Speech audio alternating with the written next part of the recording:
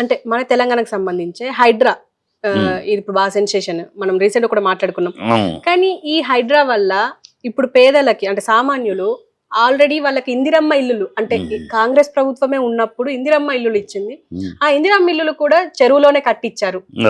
ఇప్పుడు ఆ చెరువులో కట్టించిన వాళ్ళ పరిస్థితి ఏంది అంటే ఇదే ప్రభుత్వమే కదా. ఇదే ఇప్పుడు ఈవెన్ ఎన్కన్వెన్షన్ కూడా ఎప్పుడుది, ఎన్కన్వెన్షన్ కూడా కాంగ్రెస్ ప్రభుత్వంలో ఇచ్చింది. అది పర్మిషన్లు ఇచ్చింది, వాళ్ళు అన్ని కట్టింది. ఆ టైంలో 2010లో అది ఓపెనింగ్ అయింది ఎన్కన్వెన్షన్ కూడా వాళ్ళ ప్రభుత్వంలోనే.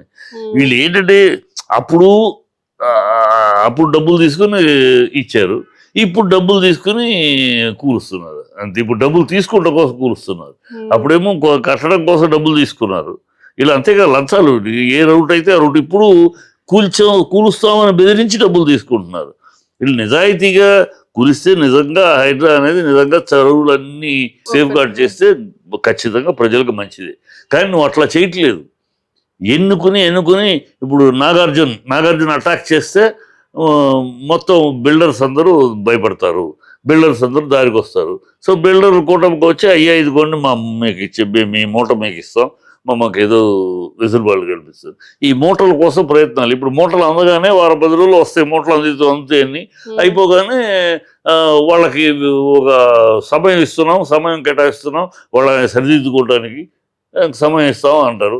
ఆ సమయం 6 నెలలు సంవత్సరం అంటే తర్వాత మర్చిపోతారు ఎవరు. అది ఈ డ్రామా. ఇప్పుడు ఆ డ్రామా ఎందుకు నాగార్జున కేసులో పెండింగ్గా ఉంది, మాకేమి కేసులో పెండింగ్ దీని మీద లేదు, కొట్టేస్తామని అన్నాడు. ఓకే, మీరు చట్ట ప్రకారం చేశారు. మరి కిరణ్ కుమార్ రెడ్డి తమ్ముడు అయ్యప్ప సొసైటీలో అన్ని బిల్డింగులు ట్రస్ట్ యొక్క ల్యాండ్ ఆక్యుపై చేసి ఇల్లు కట్టాడు. బిల్డింగులు అవన్నీ కూల్చారు. అప్పుడు సగం కూలుస్తాడుగా కోర్టు ఆర్డర్ తెచ్చుకున్నాడు అతను. కూలవకుండా ఉన్నాయి, సగం ఉన్నాయి. ఇప్పుడు కూడా చూస్తాడు సగం కూలి సగం ఉంటాయి. మరి అది ఎందుకు కూల్చరా? ఇప్పుడు అది ఎందుకు కూల్చలా? ఎందుకు నీ కిరణ్ కుమార్ రెడ్డి నీ కాంగ్రెస్ ఓడి తమ్ముడైనా పొంగులెడ్డి ఎందుకు కూల్చట్లా? నోటీసులు ఇట్లా పొంగులెడ్డి అది చూపిస్తుంది కదా, శాటిలైట్ పిక్చర్ చూపిస్తుంది శుభ్రంగా బఫర్ జోన్లో ఉందని. అది ఎందుకు కూల్చో? ఓవైసీకి నోటీస్ కూడా ఇవ్వడానికి దయ్యం లేదు నీకు? ఇవ్వాలి మరి, ఎందుకు? ఇవన్నిటికీ ఏంటంటే విద్యార్థులు అకాడమిక్ ఇయర్ చాలా కష్టపడి కొన్ని ఫ్లాట్స్ ఉన్నాయి కాంగ్రెస్ వాళ్ళు కాంట్రాక్టులు కట్టిన అవి కూల్చడానికి మళ్ళీ అయ్యో ఎంతో కష్టపడి జీవితంతో కష్టపడి సంపాదించుకుని డబ్బులతో ఆ ఇల్లు కొనుక్కున్నారు, ఆ ఇల్లు కూలిస్తే వాళ్ళ పరిస్థితి ఏంటి? అందుకని వాళ్ళ కోసం వెసులుబాటు కల్పిస్తున్నాం అని ఒక 6 నెలలు టైం ఇస్తాం, ఒక సంవత్సరం టైం ఇస్తాం, వీళ్ళ లోపల వాళ్ళందరికీ రీహాబిటేషను చేయాలి ఏవో చెప్తారు. ఈ లోపల ఎవడో కోర్టుకు వెళ్తాడు, కోర్టుకి స్టే చేస్తాడు, అయిపోతుంది. ఈ లోపల మూటలు అందేస్తాయి. ఈ మూటల కోసం ఈ సూట్ కేసులు అధిష్టానం పంపించి వీళ్ళకి ఆనవాయితీ. మా కాంగ్రెస్ యొక్క కల్చర్ అది. కాంగ్రెస్ ఏ రాష్ట్రంలో అధికారంలో ఉన్నా అక్కడ నుంచి సూట్ కేసులు ప్రతి 3 నెలలకి సూట్ కేసులు అధిష్టానానికి అందాలి. అది రాజశేఖర రెడ్డి గారి పీరియడ్లో కూడా దిగ్విజయ్ సింగ్ 3 నెలలకు ఒకసారి స్పెషల్ ఫ్లైట్ వేసుకొచ్చేవాళ్ళు, 3 సూట్ కేసులు వేసుకుని వెళ్ళేవాడు. అది వాళ్ళ ఆనవాయితీ, వాళ్ళ డిఎన్ఏ, వాళ్ళ పాలసీ అది. కనుక ఇప్పుడు సూట్ కేసులు వెళ్ళాలి. ఇక రేవంత్ రెడ్డికి కోమటిరెడ్డికి పోటీ. రేవంత్ రెడ్డి అనుభవం లేదు, సడన్గా మంత్రి అయ్యాడు, ముఖ్యమంత్రి. అంతకుముందు మంత్రి కూడా కాదు. సో ఈ పెద్ద ఇండస్ట్రియలిస్టు కాదు. సో వీళ్ళందరితోటి పరిచయాలు ఉండటానికి పెద్ద. కోమటిరెడ్డి ఏమో ఆల్రెడీ ఇండస్ట్రియలిస్టు, పెద్ద బడా బాబులతోటి పరిచయాలు ఉన్నవాడు. సో అతను పెద్ద సూట్ కేసులు అందించగలడు. సో అతనితో పోటీ పడి అతనికన్నా ఎక్కువ అందించాలంటే ఇలాంటి దందాలు చేస్తే కానీ రావు సూట్ కేసులు. అంతకన్నా చెప్తే ఇంకేమి దీంట్లో నిజాయితీ లేదు, ఇంకోటి లేదు. అండ్ విజయవాడ వరదలకు అండ్ ఇటు మన ఖమ్మం వరదలు అంటే 2 తెలుగు రాష్ట్రాల్లో వరదలు కమ్మిస్తున్నాయి. అయితే ఈ వరదలకు సంబంధించి అంటే మన తెలుగు ఇండస్ట్రీ హీరోలు చాలా మంది ఫస్ట్ ఎన్టీఆర్ నుంచి స్టార్ట్ చేశారు, విరాళాలు ఇస్తూనే ఉన్నారు. అయితే ఇందులో ముఖ్యంగా ఏంటంటే హీరోయిన్స్ ఇప్పుడు ప్రస్తుతం ఉన్న జనరేషన్ లో హీరోయిన్లు కూడా హీరోలతో సమానంగా తీసుకుంటున్నారు. కానీ ఎందుకు విరాళాలు ఇవ్వలేదు, ఒక అనన్య నాగల్ల అనే అమ్మాయి మాత్రమే ఇచ్చింది అని చెప్పేసి అంటే వార్తలు. అంటే హీరోయిన్లు ఇవ్వలేదు అనే దానికి ఎట్లా ఉండాలి?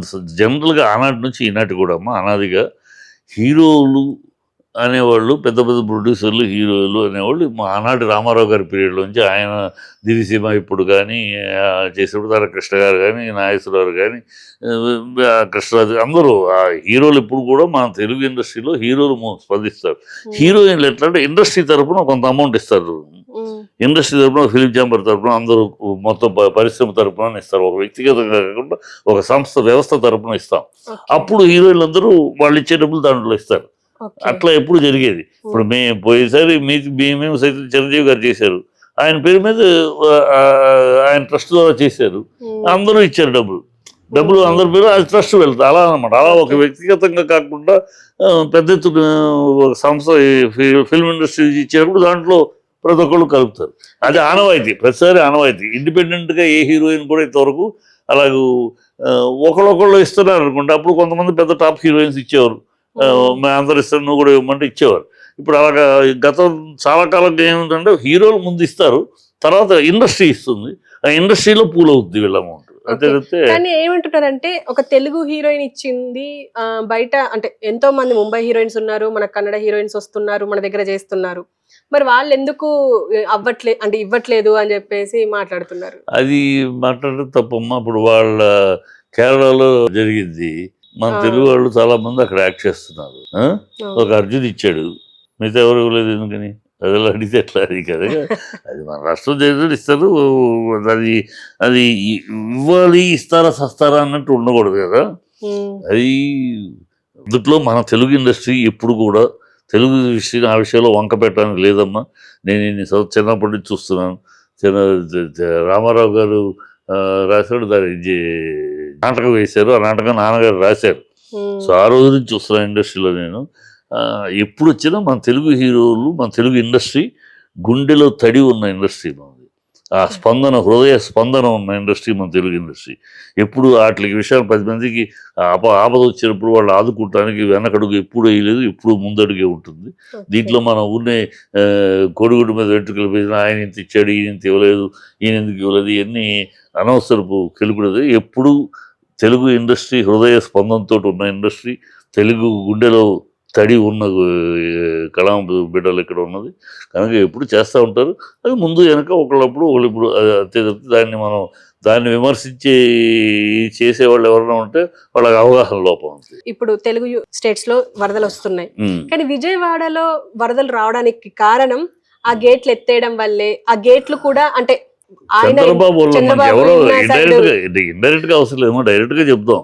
అదే చంద్రబాబు తన ఇల్లు కూలిపోతుంది నీళ్ళు వస్తే, అందుకని ఆ 11 గేట్లు ఉన్నాయి. ఆ 11 గేట్లు పెట్టింది ఎందుకు? నీళ్లు అటు ఇటు రాకుండా ఉండటం కోసం కట్టింది. ఈ వరద వస్తే ఇక్కడ ఆయన కరకట్ట మీద కట్టాడు ఇల్లు, ఆ కరకట్ట మీద ఇల్లు అది కూల్చేయాలి. అసలు కూడా చంద్రబాబు ఈయన రేవంత్ రెడ్డి ఇచ్చింది, మరి ఆయనకి హిట్ కావాలి. రేవంత్ రెడ్డి చెరువు మీద ఉన్నాయి కూలుస్తా ఉంటే మరి కరకట్ట మీద కట్టాడు ఆయన. ఆయన ఉంటున్న ఇల్లు మళ్ళీ పైగా నా ఇల్లు కాదు, అద్దెలు అయితే అద్దెకైతే నువ్వు ఉంటున్నావు కదా, దాన్ని నీకు బుద్ధి ఉండాలి కదా, చీఫ్ మినిస్టర్ నువ్వు. ఆ కరకట్ట మీద కట్టకూడదు, ఎలా కడతారు? ఇప్పుడు ఆ కరకట్ట మీద కట్టారు, ఈ వరద ఇటు రాకుండా ఉండటం కోసం గేట్లు ఎత్తేసారు. గేట్లు అయితే మొత్తం విజయవాడ నగరంలోకి దిగింది. చంద్రబాబు తన దీన్ని కాపాడుకోవడం కోసం ముందు సరే తీస్తున్నారు, ఓకే ఇది తీసేస్తున్నారు, అప్రమత్తం చేయాలి కదా. ఈ గేట్లు తీయబోతారు, రేపు అందరూ తీర ప్రాంతాల్లో వాళ్ళు దూరంగా వెళ్ళండి, రీహాబిలిటేషన్ వాళ్ళకి చేసి వేరే చూపించుగా చెయ్యాలి. అది లేదు, ఎక్కడ తను కూలిపోతుందో ముందస్తు ఆలోచన లేకుండా తన ఆస్తి కాపాడుకోవడానికి డైరెక్ట్గా 11 గేట్లు ఎత్తేయటం వల్ల ఈ ఉపద్రవం. 11 గేట్లు ఉంచిందే అక్కడ ఈ నీళ్ళు ఇటు రాకుండా ఉండటం కోసమే. అది పొంగితే కరకట్ట మీద వస్తుంది, కరకట్ట వస్తే నీళ్ళు తప్పులేదు కదా, కరకట్ట అక్కడికి పొంగితే అక్కడికి వస్తుంది. అది కాకుండా అసలు గేట్లు ఎత్తేటప్పటికి కరెక్ట్ కాకుండా ఇటు వచ్చేసింది మొత్తం. అది కావాలని అతను కాపాడుకోవడానికి చేసింది, అనాలోచితంగాను. ముందస్తు కనీసం తీసేటప్పుడు అయినా బుద్ధి జ్ఞానం ఉండాలమ్మా. తీసేటప్పుడు ఆఫీసర్లకైనా ఉండాలి బుద్ధి. తీసేటప్పుడు అయినా తీయబోతున్నారు కనుక రేపు నైట్ రాత్రి ఓడదీస్తున్నారు, ముందు అందరినీ రీహాబిలిటేషన్ పంపించేయాలి కదా, రక్షణ కేంద్రాలకు పంపించేసి తర్వాత చేయొచ్చు కదా, చేయదు, అది చేయలేదు. ఇప్పుడు ముసలేడు పేడుస్తాడు, ముసలి కన్నీళ్ళు కారుస్తాడు. ఇవన్నీ ఆయన చేసే పనులన్నీ ఇలాగ ఉంటాయి, దౌర్భాగ్యం.